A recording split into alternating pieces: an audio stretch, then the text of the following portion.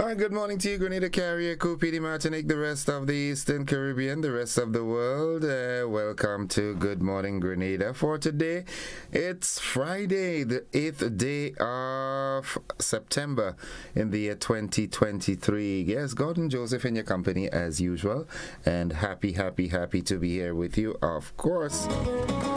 It's 24 minutes on to the hour of 7 o'clock, and to roll off the ball this morning, I want to say belated happy birthday to you, AJ, out there in Agai in St. David. Yeah, yesterday was your special day. I'm turning a big boy now, 8 years old. Wow. All right, I do know that your brothers and cousins and everyone in the home circle, mommy and daddy, everybody's going to make, they made it an exceptional day for you. So, AJ, happy birthday to you belatedly, all right? Have yourself a wonderful day at school now. 23 minutes on to the hour of 7. Yeah, let's get with the program. Let's get with the word of the day. And today, the word of the day, it's an action word. It is a verb. It's a doing word. And it is the word redound. Redound. Redound is spelled R-E-D-O-U-N-D. Redound. Redound is a formal word that, when paired with to, means to have a particular result. It is often used in one of two idioms. It redounds to someone's credit or honor. Is used to say that a person deserves credit or respect for having done something. Redound to the advantage of means to benefit someone or something. Now, redound is also sometimes used as a synonym of accrue and reflect. All right, so write it down, jot it down, learn to spell it, learn to pronounce it. Most importantly, learn to use it interchangeably in your writing and speaking. All right, and good morning to you, Nadisha, and all the wonderful folks inside of Cafe in St. Andrew and surrounding areas, Crowshoe and Bacolet and Hope and Mama Can and Munich and all the surrounding areas. This is Nadisha's favorite part of the program, the thought of the day. And the thought of the day today is, I believe that being successful means having a balance of success stories across the many areas of your life. You can't truly be considered successful in your business life if your home life is in shambles. I like this.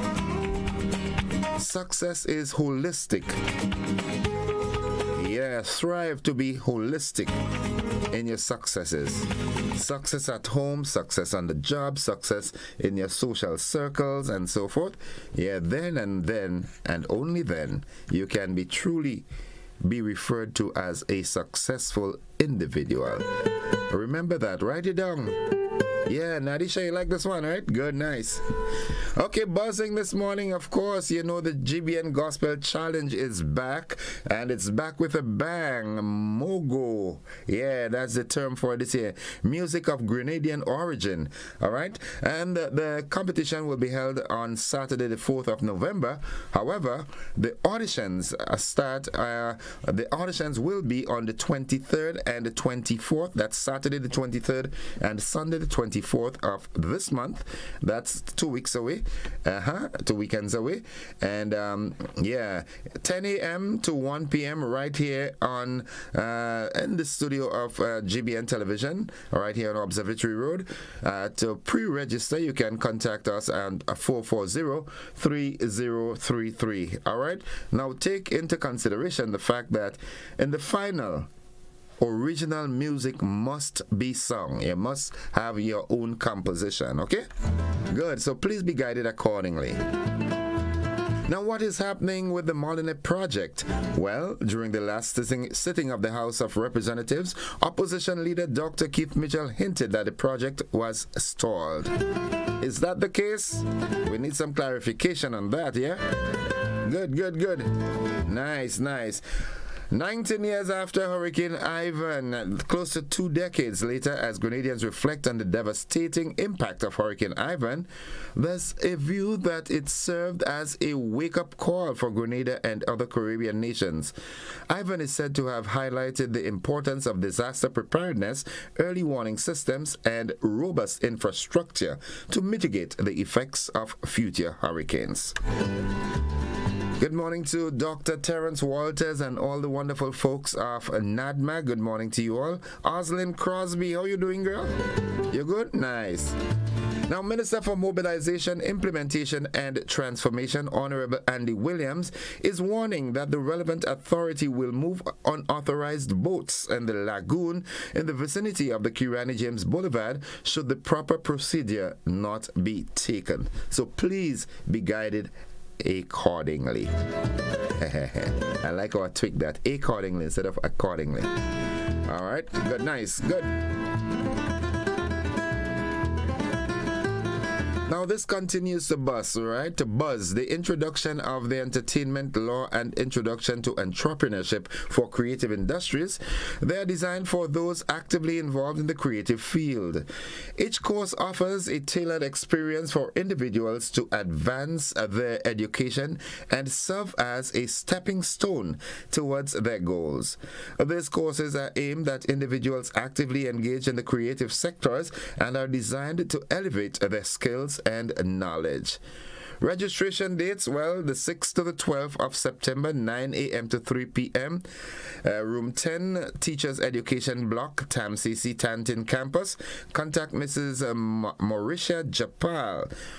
What is required? A valid photo ID, and please note that scholarships are also available, okay? So you can see the link, Grenadian Creatives. All right, join that, look at that website and you'll get all the information that you need. These are the buzzing stories this morning. Today is Friday, it's the third week of the education conversation. So Mr. Matthias Williams and another colleague will be joining us this morning as we talk education, and that will encompass that hour that we usually use for the conversation. Again, the drill is they deliberate up to like 7:45, and after that 7:45 to 8 o'clock we have that window where you can call in and ask your questions, get clarifications, or make a contribution, and that is how it will roll this morning.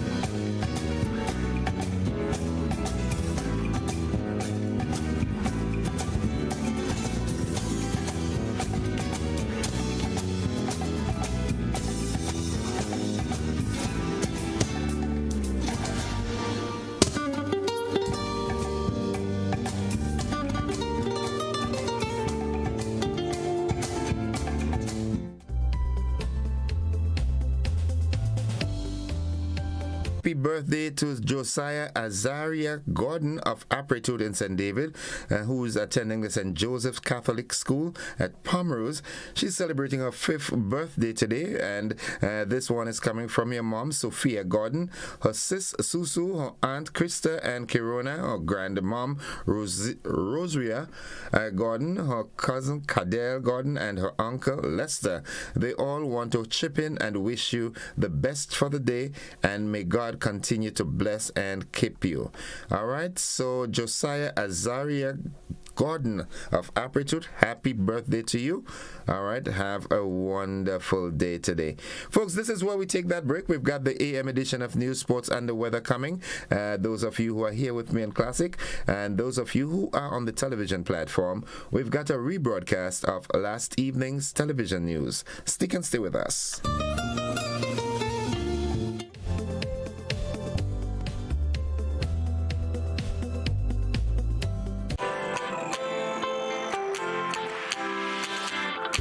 For when you need someone to help you to your feet, I'll be that beacon to your highest peak. Oh, I'll be right next to you, no, I will never leave. Come on, take my hands, we got everything we need. Cause you can look to me, yes, I can. Whenever you're in need, yes, you can. Just call on me and I'll be on my way.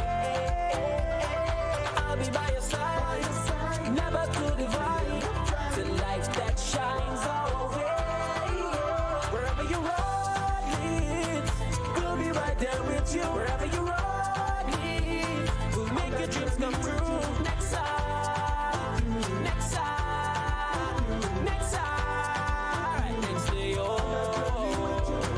Nexa Credit Union, with you wherever your road leads.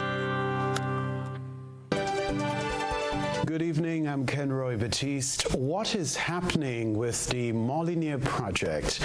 Well, during the last sitting of the House of Representatives, opposition leader Dr. Keith Mitchell hinted that the project was stalled. Rena Pett Thomas visited the site on Thursday. As you can see behind me, there seems to be no ongoing work at the Molyneux slippage project. Heavy equipment is on standstill and no workers on site. So why is the project on halt? We spoke to Minister for Mobilization Andy Williams for an answer. The first design we had from for the Molyneux project, it did not take into consideration the top of the hill that's by the road. So what happened is that some months ago, one of the water lines, the major water line burst, and the water went, it sprayed on top, and it has some of the debris coming down in full.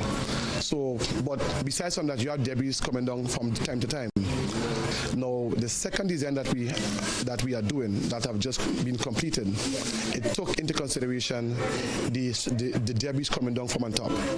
So basically, we had to redesign the whole project, and because of this, the project had to be halted for the time.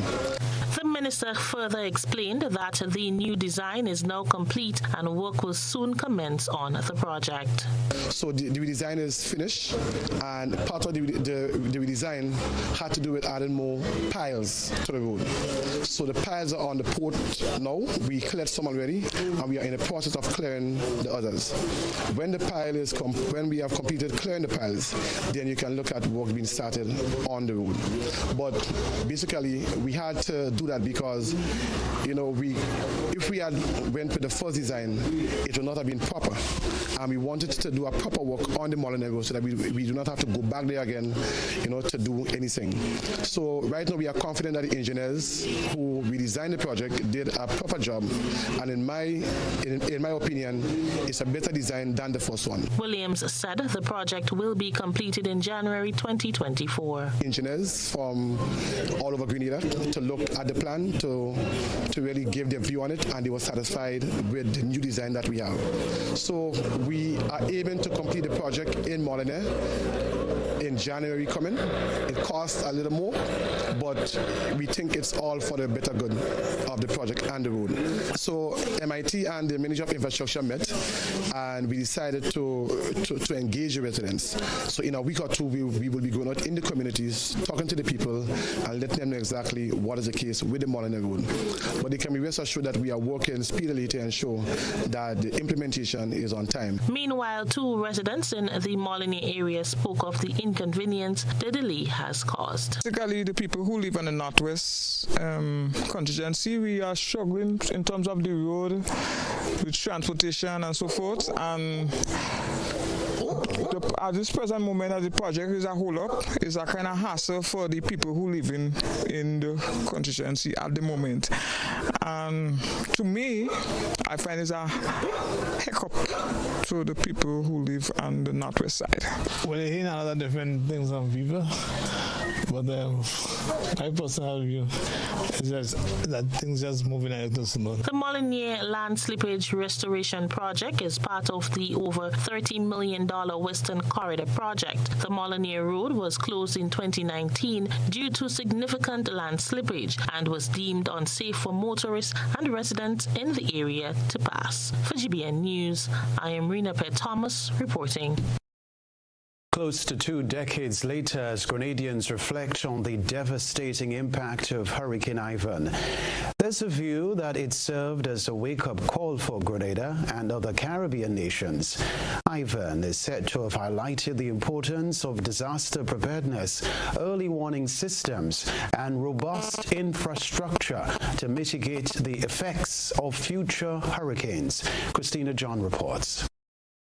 How How to mitigate risk is one aspect of disaster preparedness people should be educated on. That's according to former National Disaster Coordinator Sylvan McIntyre.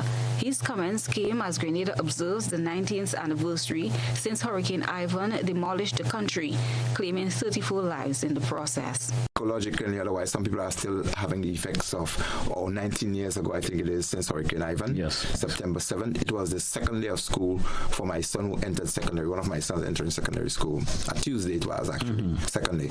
And so that trauma for a lot of people still exists. And so lest we forget, we need to be reminded of how we can mitigate those risks of having to face natural impacting hazards that creates disasters and how our society would heal from them. So that aspect of it, we don't want to lose this, and we're hoping that on September 7th, that day also could be commemorated with information as to how people can mitigate their risk going forward generally.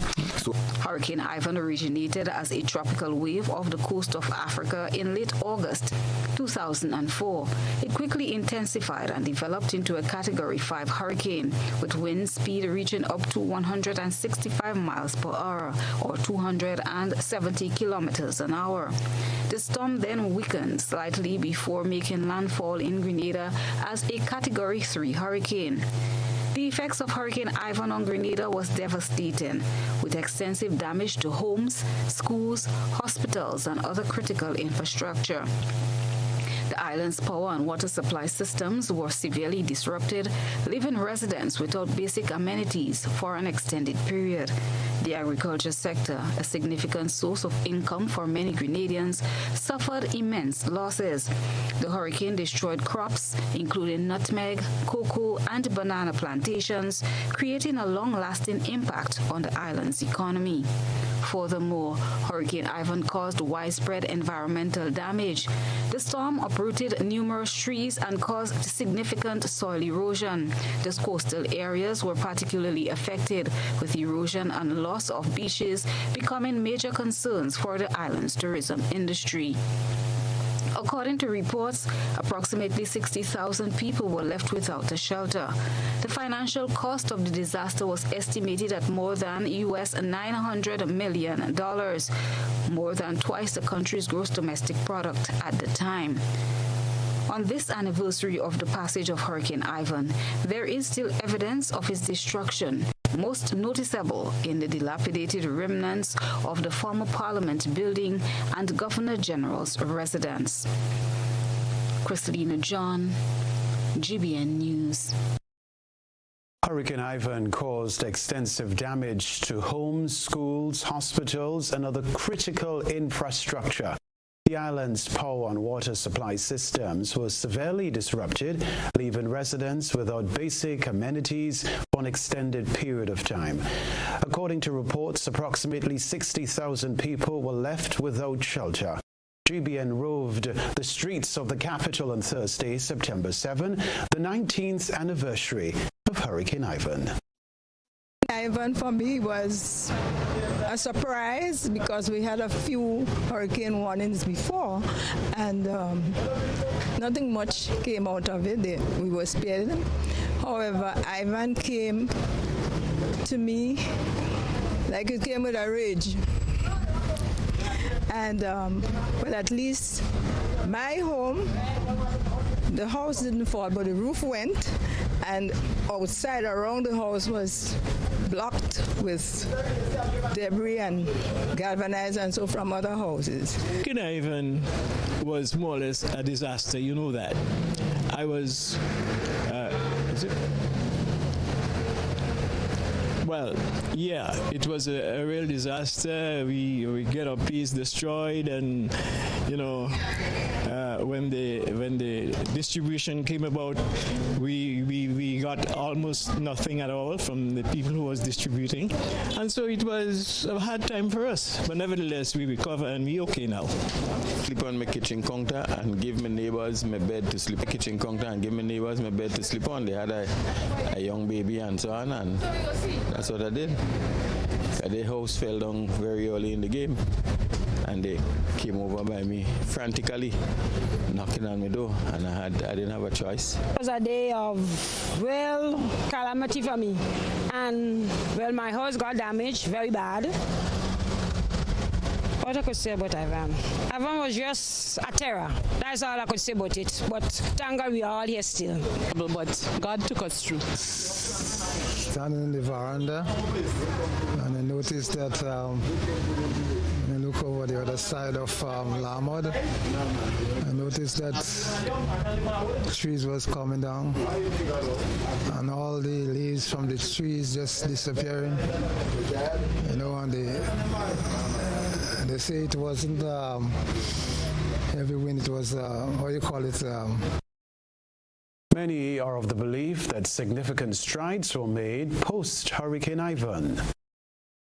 We've done well. I can give us a tap on the back.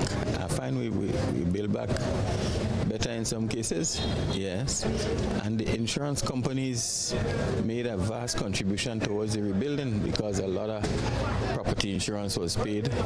Over $600 million was paid by insurance companies. So that was a good contribution to help the government build back. But I didn't hear much in compliment went to the insurance companies. But by virtue of me being an insurance agent, I have knowledge of that. God be the glory. We are alive.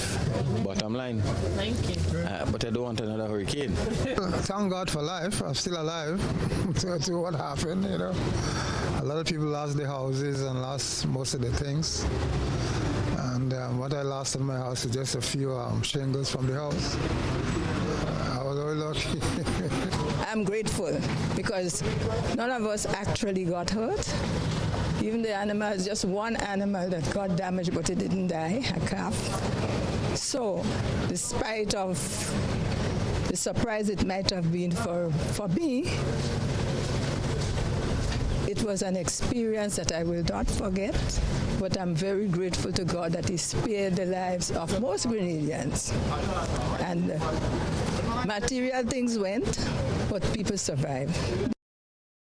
Other news, Minister for Mobilization, Implementation and Transformation, Andy Williams, is warning that the relevant authority will move unauthorized boats in the lagoon in the vicinity of the Karani James Boulevard should the proper procedure not be taken. Rena Thomas has this report.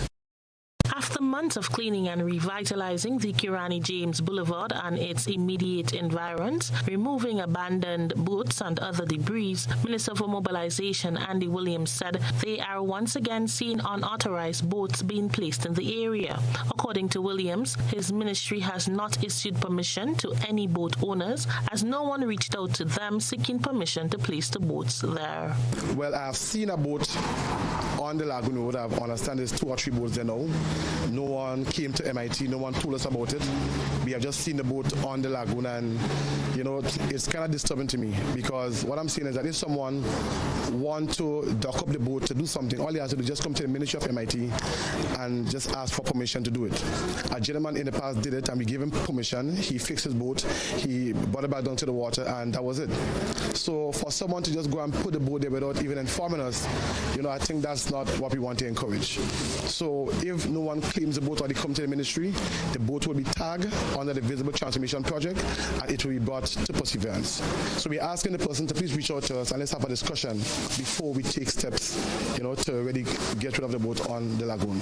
Williams said his ministry welcomes anyone who wants to start a conversation on seeking permission, but like everything within the government, there is a procedure that needs to be followed. If you're a boat owner and you want to do some work on a boat, just come into MIT, let's have a discussion, right? And it starts with a discussion, and we are not beasts. We will accommodate you, and we have been doing that to many boat owners in the past. So just come in, let's have a chat, and let's see how we can, you know, resolve the issue in the best way possible.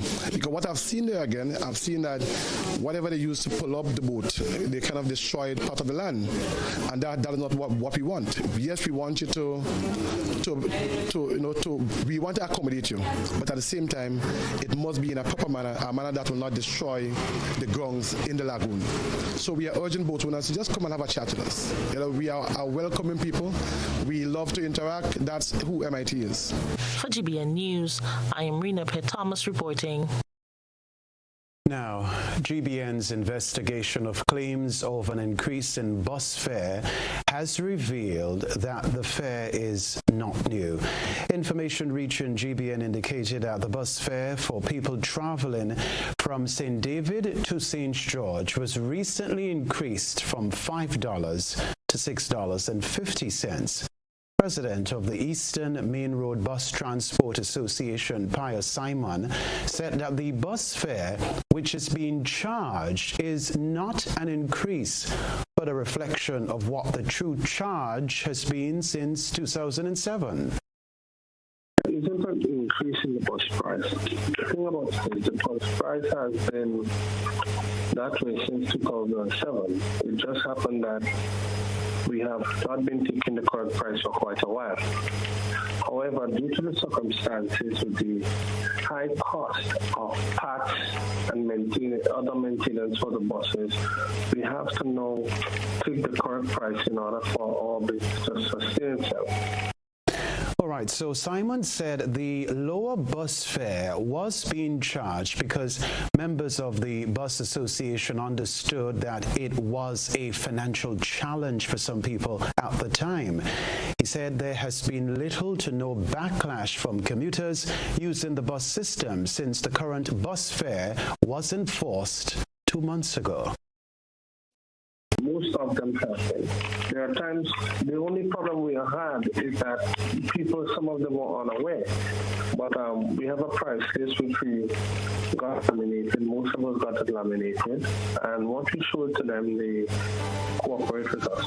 The Royal Grenada Police Force is seeking the assistance of the public in its search for 2 teenagers who were reported missing in 2 separate incidents. This is what we can tell you.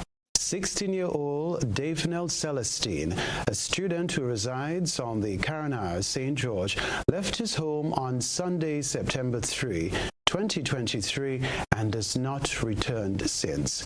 He is approximately 5 feet 8 inches in height, medium build, and dark brown in complexion with black hair.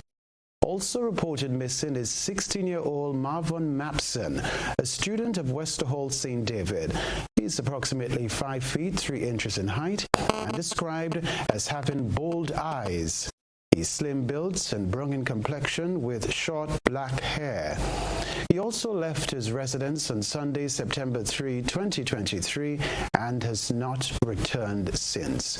Anyone with information on the whereabouts of the missing teenagers should contact the Grenville Police Station 442-7224, St. David's Police Station 444-6224, Central Police Station 440-2244, Police Emergency 911, Police Hotline 444-1958, or the nearest police station.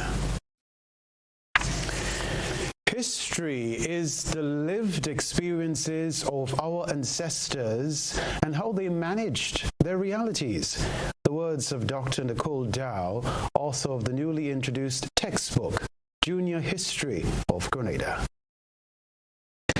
While the location of the event in its historical space is important, it should never overshadow the how, the why, and the impact.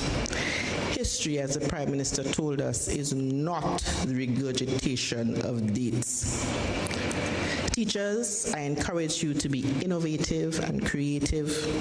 Get out of.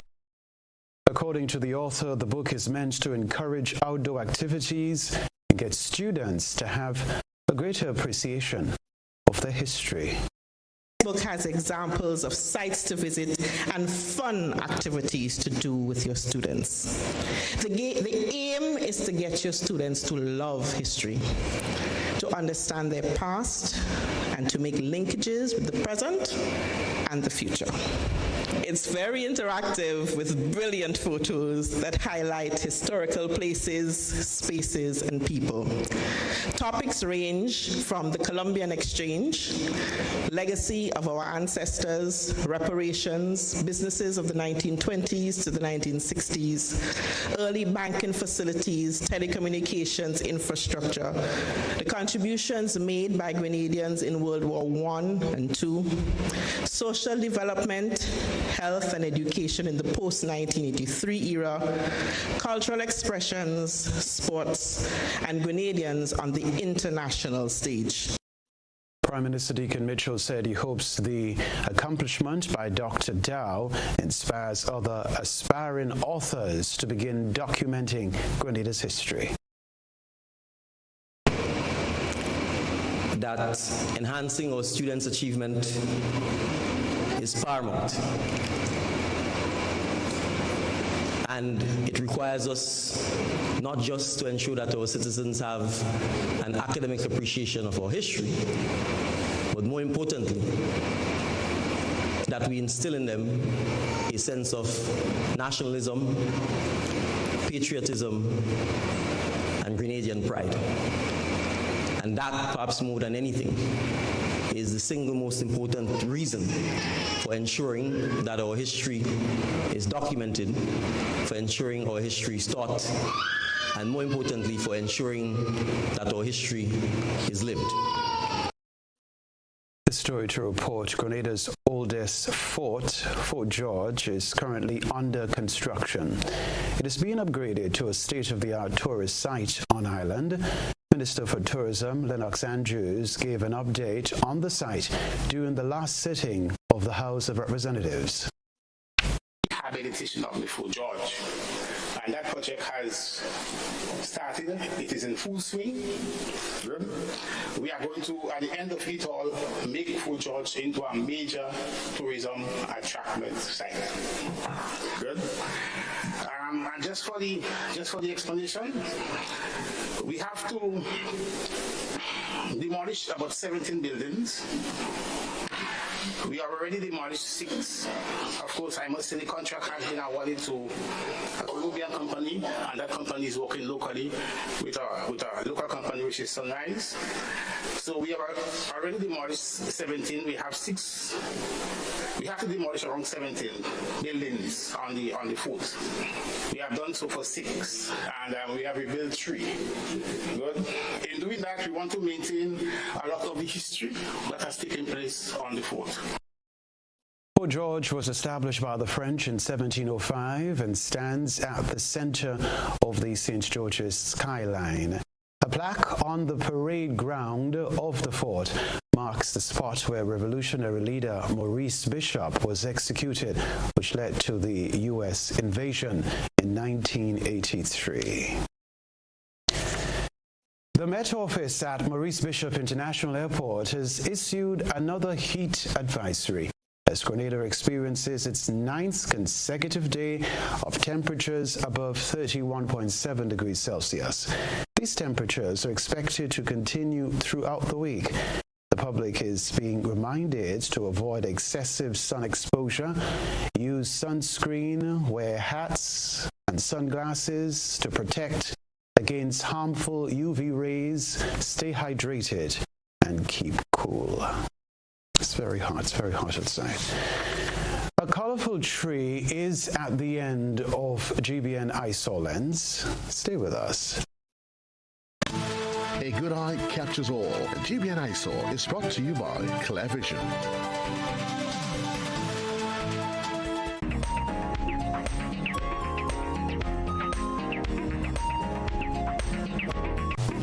Our citizen journalist featured in this evening's eyesore is admiring the rainbow eucalyptus tree at Black Forest in St. George.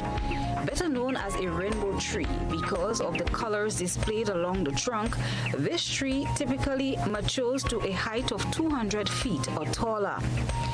As the rainbow eucalyptus shed its bark, it reveals a neon green inner layer. Over time, as this layer is exposed to air, it ages into different colors colors: bright red, orange, blue, pink, and purple. The different colors appear as different layers fall off, while other exposed areas begin aging. This process creates a spectacular visual. We thank our ISA reporter for this majestic submission. Send us your photo and video submissions via WhatsApp at 405-3052 or our other social media platforms. And so it begins, a journey like none other. Every moment has the potential to be unforgettable. Bring home a piece of the tropical green forest with every emerald. Capture the sparkling light of flawless water in a diamond. Make the sunrise and sunsets last forever. With precious colored gemstones, the essence of happiness is in our most precious memories. So, when it all comes to an end, bring home something that will last forever. Colombian Emeralds International. Bring home more than a memory. My name is Alimaka Motley. I've been here doing nails since 2017. Me being self-employed, I have realized that paying the NIS benefits me now and even when I retire. By the time I'm 65, I will be receiving contributions back from NIS. So I benefit because I'm self-employed. Anything can happen. If anything happens to you while you're at work, you've got a bad cold, you have the COVID, you have dengue, we have all these diseases that's plaguing us at the moment. NIS will be giving you back some form of money when you're ill. So I would encourage all small business persons to sign up with NIS now.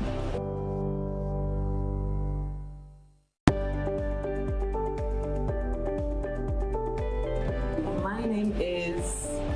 There is a fire that rages in all of us, a deep desire to be the best that we can be, and sometimes that fire finds expression in words. Who do you think you are? Angela Davis? Winnie Mandela? Daddy, whether you like it or not, a new generation has arrived. We are here and we have come with a vision.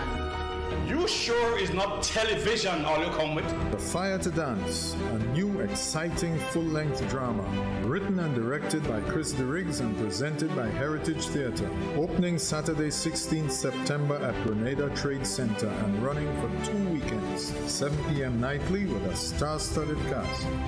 Come with me, Sophie. We have worlds to conquer. Come out and feel the fire in The Fire to Dance, starting September 16th. Don't miss it. This ad is sponsored by the National Lotteries Authority, supporting sports, culture, and nation building.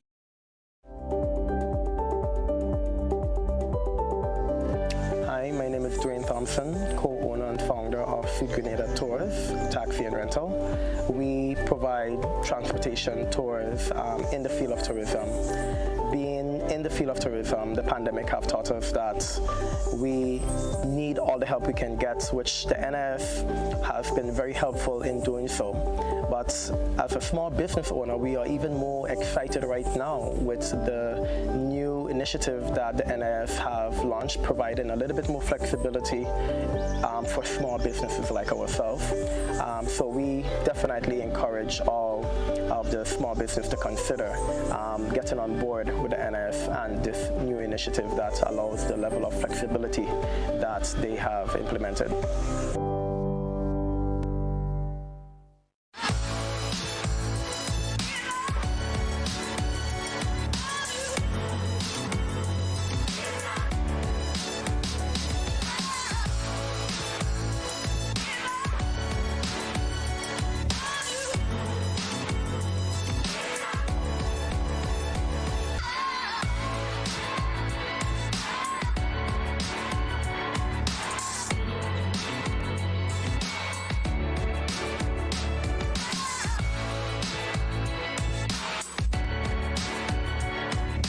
Your new GrenLeg bill is even easier to read and still has all the valuable information you need to track and manage your usage.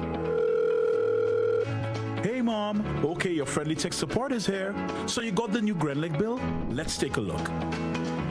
The new bill makes it even easier to see your bill total, the due date, and much more. And take a closer look. It actually is a lot easier to understand. Let me show you. You can still see exactly what the charges are for, but in a great new format, it even shows how the cost of generating and delivering the electricity to you is calculated using your actual usage. Anyway, look who says hi, and see you soon.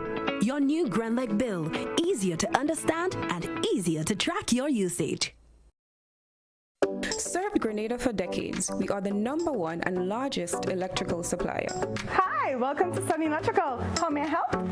We offer electrical wire and accessories, tools and appliances for all residential, commercial and industrial applications, which is what we are known for. And we expanded our products with new innovative ways to modernize your home. New homeowners will be captivated in our lighting showrooms. Some more pendant lights here. These are very multifunctional because they can work for kitchens, living rooms, bedrooms. We have a wide selection of lighting, ranging from indoor to outdoor and solar. We are also available for site visit services to assist you with selecting the perfect light for your forever home. We are located at Dusty Highway in Grenada, St. George. Sudden Electrical. Best value, expert advice, quality products. We hope to see you soon.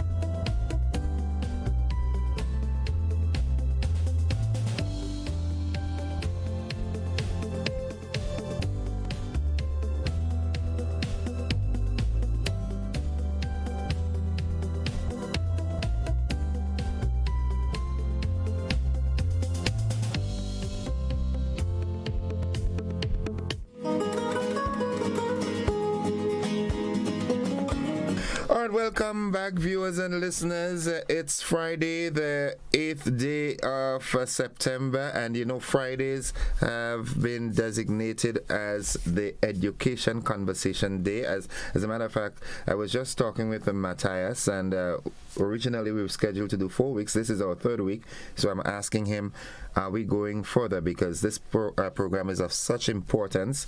The intent of the program is to sort of revolutionize the way people look at education and the education system in Grenada, and maybe by the region by extension. But I would not tell you what he said, you know.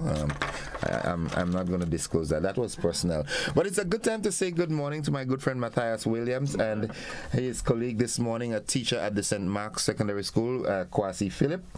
Kwasi or Kwasi? Kwasi Philip. All right, good morning, gentlemen. Good morning. Matthias, how has the week been? It's just started, I think. No, it's almost finished. Yeah, okay, today's almost the final day in the week, eh? Yeah. Okay. So, busy as usual, man. Busy as usual, hustling, trying to stay progressive. Yeah, you're back in this, you know. Yeah, we're back this week. Yeah. Into the mix of things again. Okay. Yeah. And Kwasi, how long have you been a teacher? Don't tell me 1 year. Maybe in 18 or 19 years, somewhere around there. Okay. All right, folks. This morning we've actually introduced. This is the 3rd one now. 3 stellar teachers to the nation. Because we had Miss Carla Noel. We had Brent last week, Maguire, and now Mr. Philip. Mr. Philip. So I describe them as 3 stellar educators. Yeah. Right. So let's just do a quick recap. On the first week, we looked at what is education, the types of education, whose role it is to educate the child. On week 2, we looked at what is intelligence, how is it measured, does our education system cater for all types of intelligence. So last week, a gentleman called and said one type of intelligence we did not talk about, and he thought we should have was artificial intelligence. AI, you know they have all the acronyms nowadays. And this week we will be looking at which level of education is most important. Is it the primary or the secondary? And what is important at the primary level? What should an ideal secondary school subject package look like? And is there elitism in education. Okay, so quickly, Matthias, you're just going to do a quick recap of last week, and then we'll get into the meat of the matter. Yeah, let's do a recap in case persons may have missed the first 2 sessions. So quickly, as Gordon said, the first week we dealt with education. What really is education? And all we were really trying to do really is broaden person's view as to the definition of education, because I think a lot of times people think of schooling as education, and people think of academics as education. So in a summary, I'll give you 2 of the definitions we touch on. Dewey, who is a main guy in education, says education is not just preparation for life, but education is life.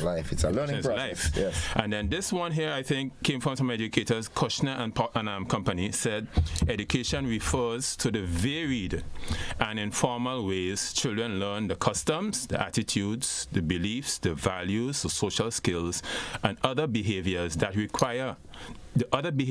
they require to be successful members of a family, cultural group, or society.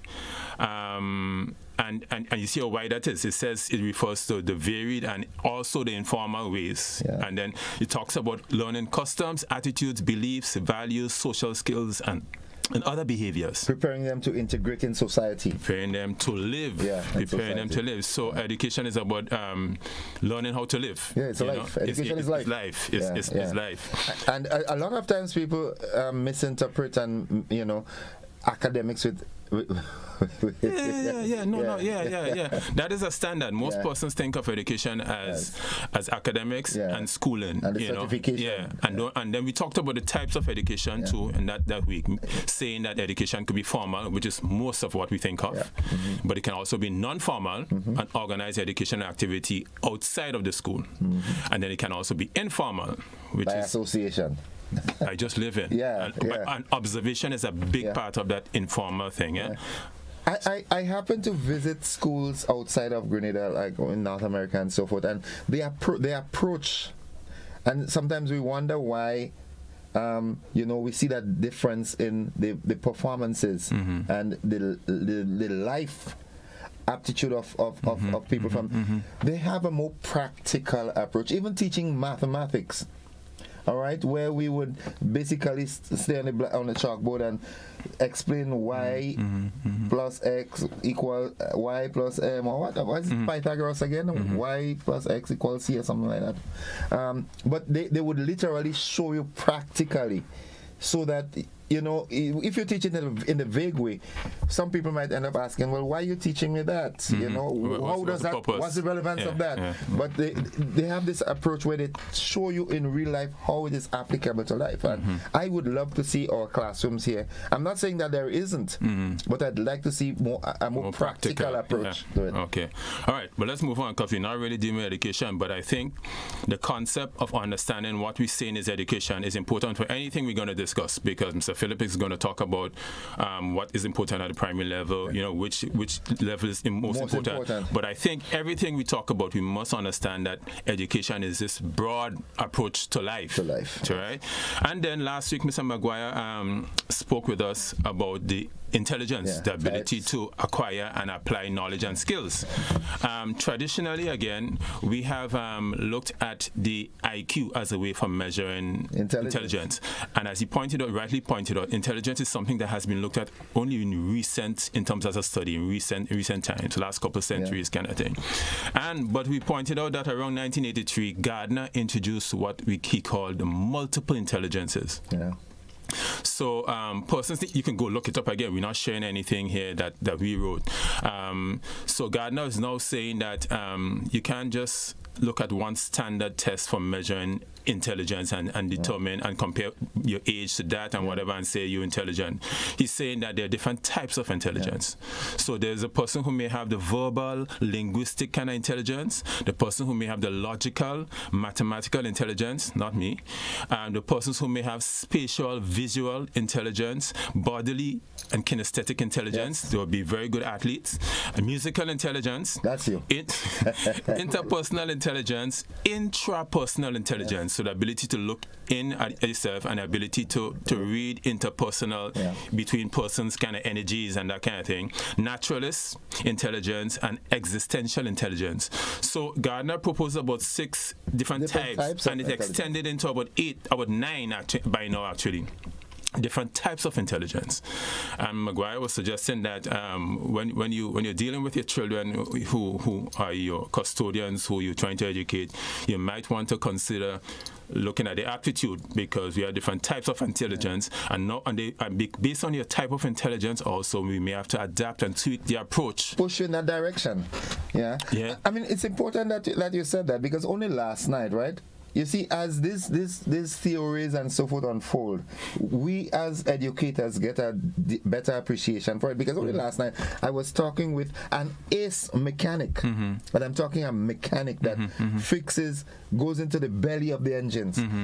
And I was in conversation with him, and from talking with him, I was understanding him, and he was communicating so efficiently. Only to be told that I didn't go to secondary school, you know. That is important for us to understand.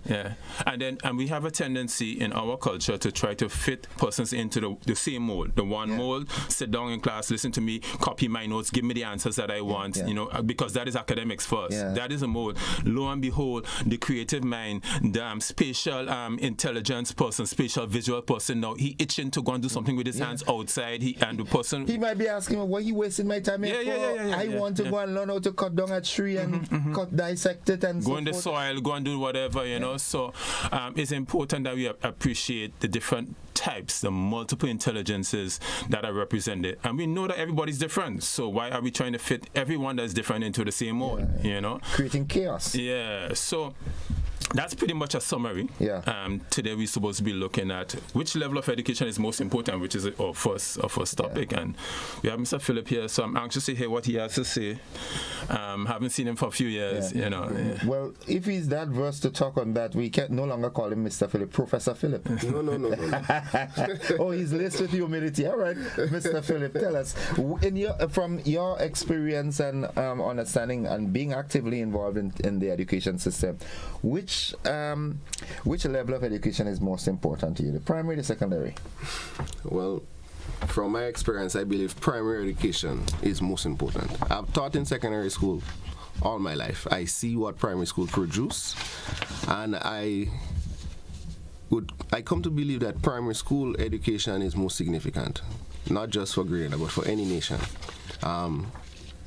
See, primary school education deals with children from the age of 6 to the age of 11, 12 to prepare them for secondary education. Which are the years that we usually refer to as the formative years?